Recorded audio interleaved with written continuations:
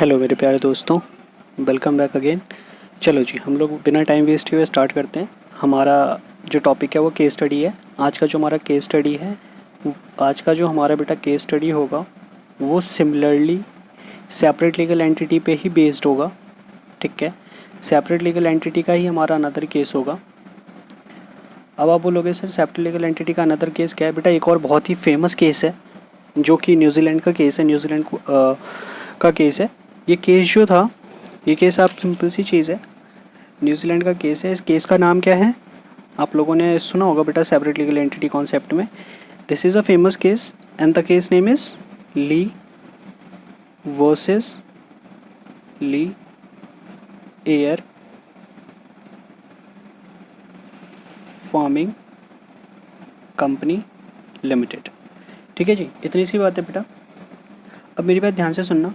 Mister ली जो है बेटा, मिस्टर ली के बारे में पहले कुछ बातें मिस्टर ली के बारे में जान लेते हैं।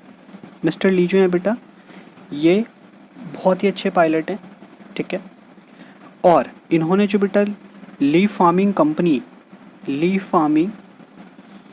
कंपनी बनाई है, ली फार्मिंग कंपनी लिमिटेड। तो बेटा इसका जो मेन काम है वो क्या है? वो क्रॉप स्प्रेइंग का है। ठीक है, क्रॉप में स्प्रेइंग वगैरह करते हैं, फर्टिलाइज़र मतलब खाद वगैरह डालते हैं बाय यूजिंग हेलीकॉप्टर्स। हेलीकॉप्टर और आप लाइक कह सकते हो कि प्लेन वगैरह के यूज़ से ये फार्मिंग वगैरह का काम करते हैं। ठीक है जी, अब मेरी बात ध्यान से सुनना बेटा। मिस्टर ली जो थे, इन्होंने बेटा एक कंपनी बनाई। ठीक है, ली एयर फार्मिंग कंपनी लिमिटेड। अब बेटा ध्यान से सुनते रहना मेरी बात। इन्होंने एक कंपनी बनाई, ली एयर फार्मिंग लिमिटेड। अब इस कंपनी की अगर हम बात करते हैं तो इस कंपनी में बेटा जो शेयर होल्डिंग पैटर्न था, कंपनी के 3000 शेयर्स थे। आउट ऑफ 3000 शेयर्स 2999 शेयर्स जो थे वो बेटा किसके पास थे? मिस्टर ली के पास। ठीक है, 2999 शेयर्स मिस्टर ली के पास थे और जो एक शेयर था वो किसी अदर शेयर होल्डर के पास था। ठीक है, अब बेटा आपको समझ में आ जाना चाहिए डायरेक्टर कौन अपॉइंट करता है? Share holder. ठीक है, तो बेटा मिस्टर ली ने अपने आप को, ये जो मैंने आपको कंपनी बना के बताई थी बेटा, इस कंपनी में अपने आप को डायरेक्टर अपॉइंट कर लिया। ठीक है, अपने आप को डायरेक्टर अपॉइंट कर लिया। इसके अलावा बेटा इन्होंने अपने आप को कंपनी का चीफ पायलट अपॉइंट कर लिया। ठीक है, और विद सैलरी, मतलब इन्होंने अपने आप को कंपनी के आर्टिकल में लिख दिया कि मैं कंपनी का चीफ पायलट रहूँगा और मुझे बदले में कंपनी सैलरी देगी। इतनी सी चीज़ समझ में आती है। यहाँ तक तो सब कुछ अच्छा चल रहा था बेटा। एक दिन क्या हुआ, एक दिन जस्ट कहानी बना रहे हैं, एक दिन बेटा कुछ ऐसा हुआ होगा कि मिस्टर ली जो है बेटा, ये सपोज समझ लो बेटा ये प्लेन है हमारा। ठीक है, प्लेन से जा रहे होंगे बेटा, ये बेटा फील्ड है, क्रॉप्स हैं ये। ठीक है, अब बेटा यहाँ से ये फर्टिलाइज़र जो भी खेतों में बेटा खाद डाल रहे होंगे। अब यहाँ पे जो सबसे बड़ी प्रॉब्लम क्या थी बेटा, अचानक से तूफान आ गया और जो बेटा ये प्लेन था ये क्रैश हो गया। मेरी बात आ रही है समझ में? प्लेन क्या हो गया बेटा? प्लेन क्रैश हो गया। अब बेटा आपको समझ में आना चाहिए मेन इशू क्या होगा। जैसे ही प्लेन क्रैश हुआ बेटा, प्लेन में कौन थे? मिस्टर ली। और बेटा मिस्टर ली की क्या हो गई? डेथ। ठीक है, अब बेटा इनकी जो वाइफ थी उनका नाम था कैथरीन ली। ठीक है जी, अब बेटा जो कैथरीन ली थे यानी मिसेज़ ली के लिए बेटा दुख का समय था। ठीक है जी, तो मिसेज़ ली ने बोला कि मेरे जो हस्बैंड है उनकी डेथ कैसे हुई थी? कंपनी का जब वो काम कर रहे थे इस दौरान उनकी डेथ हुई है। तो कंपनी का ये फ़र्ज बनता है कि कंपनी मुझे क्या दे? Workman compensation claim. तो बेटा इन्होंने वर्कमैन कंपनसेशन क्लेम की डिमांड करी। वो डिमांड थी पॉन्ड 2430 की। मेरी बात आ रही है समझ में? किसने क्लेम किया बेटा? मिसेज़ ली ने कंपनी से क्लेम किया 2430 पॉन्ड की। ठीक है, वर्कमैन कंपनसेशन क्लेम किया। अच्छा, अब बेटा वर्कमैन कंपनसेशन क्लेम, तो तो बीच में इंश्योरेंस कंपनी वगैरह आ गई बेटा, उसने आर्ग्यूमेंट करना स्टार्ट किया कि मिस्टर ली जो हैं वो क्या है, मेजॉरिटी शेयर होल्डर। जैसे मैंने आपको बताया था कि वहाँ पे मिस्टर ली के पास जो शेयर्स थे बेटा वो कितने थे, 2,999 सॉरी, मिस्टर ली के पास बेटा कितने शेयर थे, 2,999 आउट ऑफ 3,000।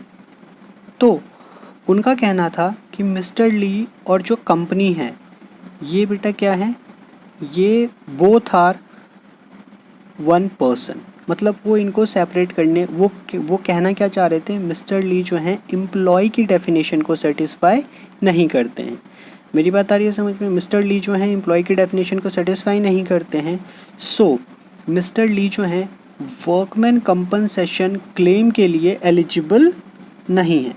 इतनी सी बात समझ में आ गई। अब आपको प्रॉब्लम समझ में आ गई होगी कि ली versus Lee air farming limited में प्रॉब्लम क्या हुई थी कि मिस्टर ली की डेथ हो गई थी, मिसेस ली ने कंपनी के ऊपर क्लेम कर दिया था वर्कमैन कंपनसेशन क्लेम के लिए। कंपनी का कहना था और कंपनी के जो अदर ऑफिसर्स थे उनका कहना था कि मिस्टर ली जो हैं वो मेजॉरिटी शेयर होल्डर्स हैं और इस बेसिस पे मिस्टर ली जो है एम्प्लॉय की डेफिनेशन को सेटिस्फाई नहीं करते, मिस्टर ली जो है एम्प्लॉयर की कैपेसिटी में है, तो उनको वर्कमैन कंपनसेशन क्लेम नहीं मिलना चाहिए। क्यों नहीं मिलना चाहिए आपको पता है, क्योंकि वर्कमैन कंपनसेशन क्लेम हमेशा एम्प्लॉय को दिया जाता है।